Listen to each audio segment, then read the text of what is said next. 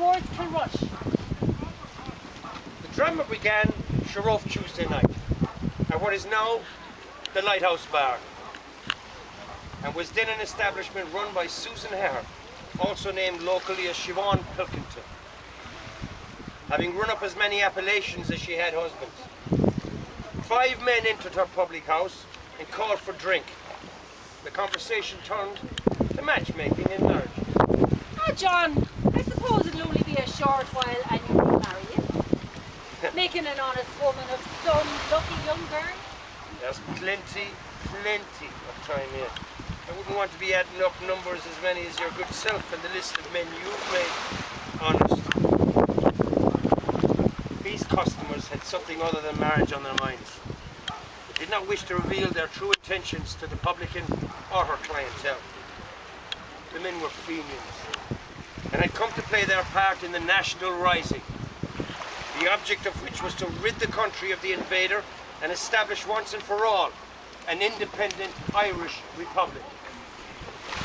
The leader of the group, no stranger in this locality, was John Delary, described in police testimonies as a national teacher and parish clerk of the neighbouring village of Cross.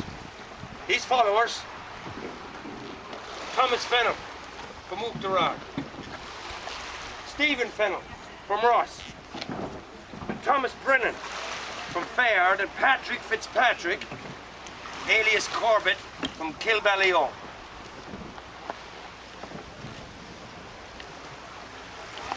John Wilmot was the commissioned clerk of the Coast Guard's Kilbaha. I'm a man of Catholic persuasion, and those Fenians imagined I'd be sympathetic to their cause. And my assistants? The Welshman here, Lloyd. Henry Stanford. A man matched to a girl from Carrigaholt, and for this reason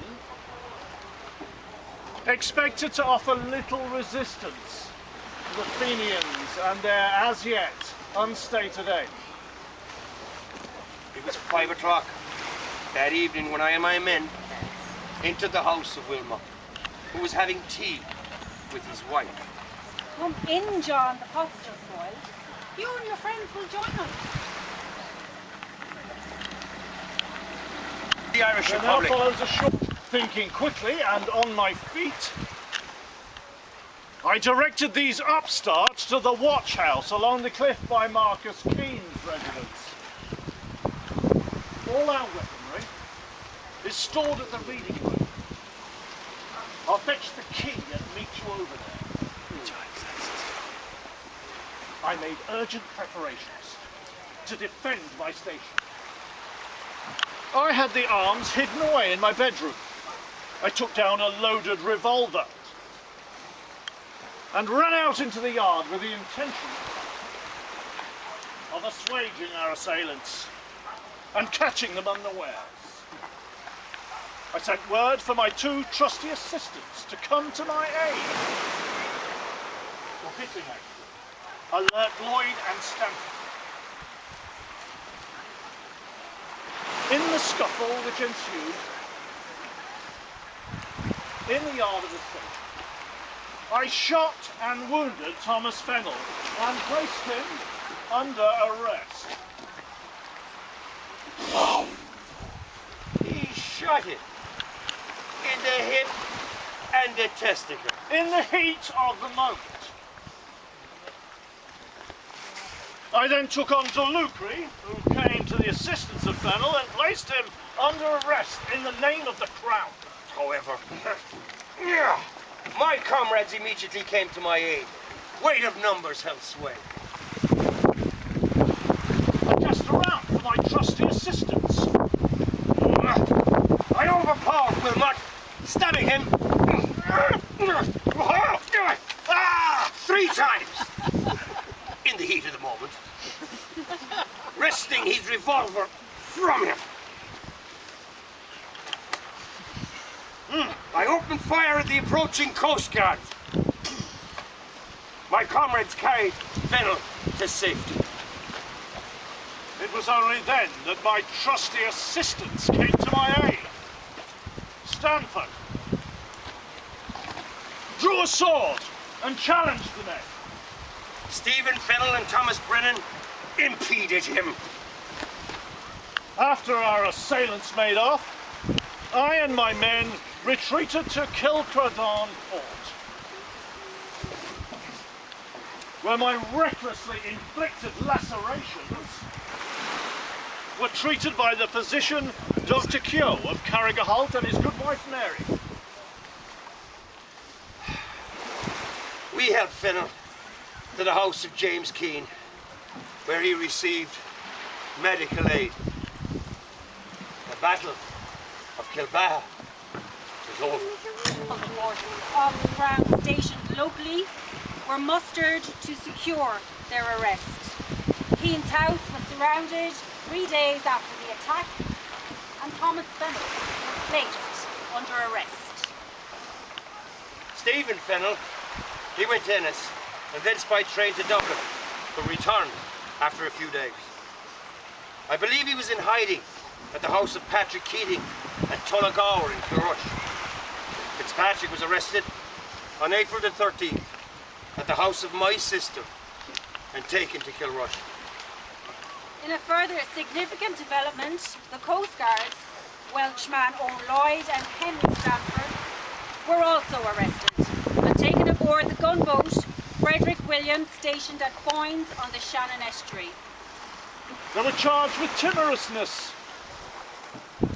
They had abandoned their commanding officer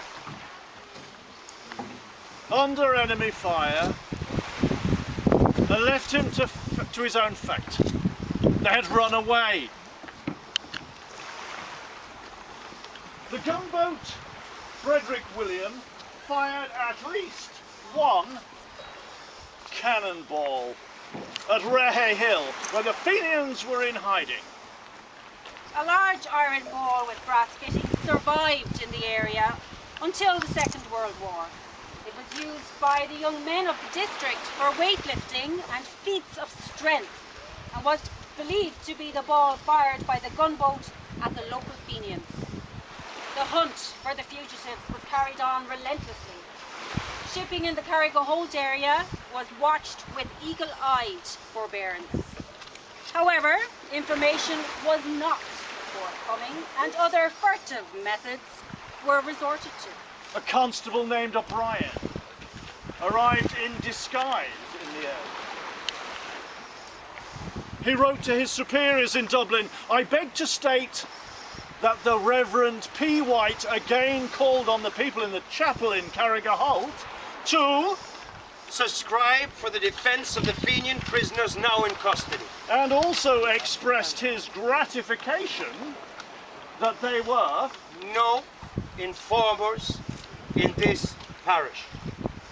Constable Joseph Murphy later replaced O'Brien and observed that a most studious and stubborn silence was observed by the people. he believed the fugitives hid in the caves at night and remained barefooted all day. To enable them to make a quick escape in the event of the pursuit of the police.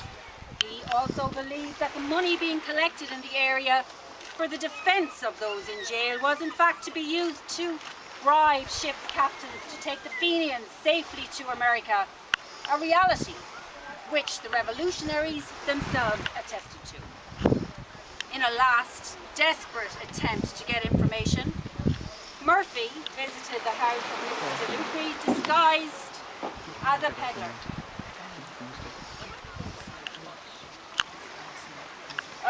Madam, would you like some boots and some blacking and maybe some laces? I hear there's been a bit of trouble in the area. I wonder who the people might be and where they may be hiding. Get thee gone from my door! I thank God my son is safe from the merciless clutches of the Crown. I swear on my life, neither you nor any of your ilk will get a morsel of information as to the whereabouts of our local heroes at this house or any other house from here to the loop head. On April 20th, Thomas Pennell and Fitzpatrick were removed to Innis to stand trial. The former on a treason felony charge, the latter on a white boy. That's him heading off to America right there. Catch up with him. That's him heading off to America right there. Catch up with him.